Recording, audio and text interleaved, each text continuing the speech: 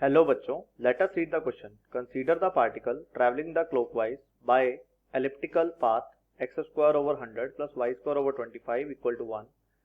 The particle leaves the orbit at the point minus 83 and travels in a straight line tangent to the ellipse.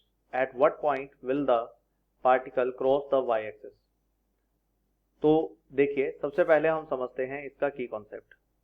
तो इसके की concept के according क्या कहा गया है कि हमारे पास कोई इलिप्स है। ये सपोज आपके पास कोई भी एक इलिप्स है। इस इलिप्स में ये आपका एक्स एक्सिस है, ये आपका वाई एक्सिस है, ये आपका एक्स डैश है और ये आपका वाई डैश है। तो अगर ये इलिप्स है तो इस पर क्लॉकवाइज कोई पार्टिकल इस तरह से मूव कर रहा है, राइट। और ये पार्टिकल क्या करता है, इस -83 पर आता है और इसकी जो टेंजेंट होगी इस तरह से उसके अलोंग ये चला जाता है, राइट। इसको लीव कर देता है, मतलब इस पॉइंट पर -8,3 पर। सो बेसिकली ये हमारा क्वेश्चन है। तो कहने का मतलब मैं टेंजेंट की इक्वेशन निकालता हूं, उसके बाद मैं उसमें ये पॉइंट पुट करके इसकी स्लोप निकाल लूंगा और स्लोप आ जाएगी तो आपके पास एक्स इंटरसेप्ट भी आ जाएगा। तो चलिए सॉल्यूशन स्टार्ट करते हैं। सॉल्यूशन के अकॉर्डिंग सबसे पहले हमें इलिप्स गिवन है।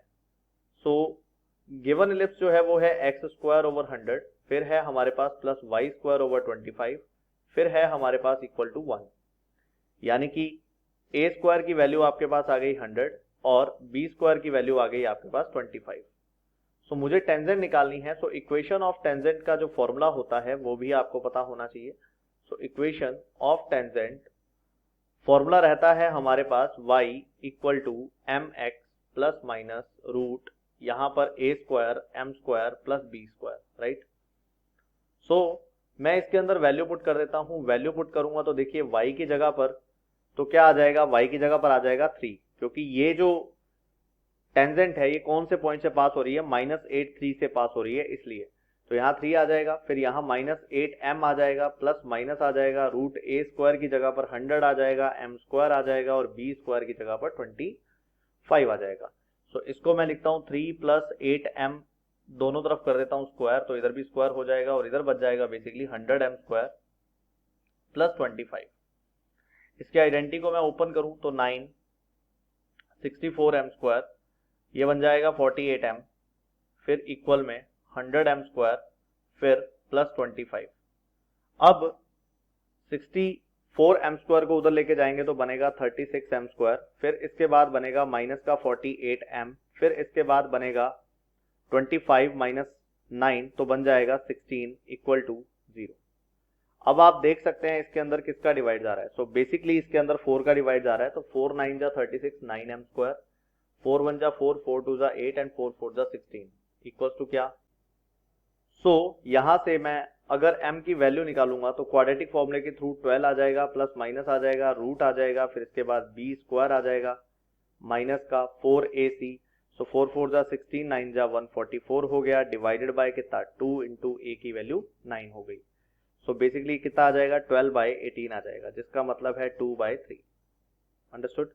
सो m की वैल्यू हमने निकाल ली, यानी कि m हमारे पास है, a स्क्वायर बी स्क्वायर हमारे पास है। सो टेंजेंट की इक्वेशन आपके पास आ सकती है।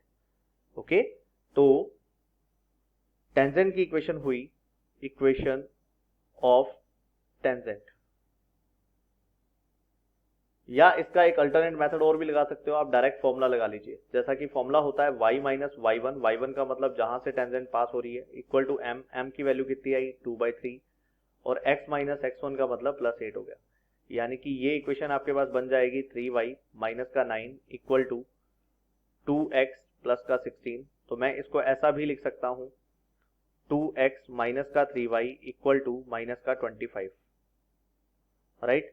सो यहां से अगर आप इसको लिखेंगे 2x माइनस का 3y प्लस 25 इक्वल टू 0, तो ये भी सही रहेगा।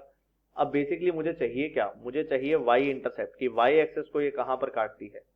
सो y इंटरसेप्ट का फॉर्मूला हमारे पास रहता है -c/b। सो -c की वैल्यू 25 है और b की वैल्यू अपने पास कितनी है -3 है। सो ये आएगा 25/3, तो मतलब पॉइंट बन गया 0,25/3, right. So correct option will be option A, 0.25/3. Hope you understood it well. Best of luck.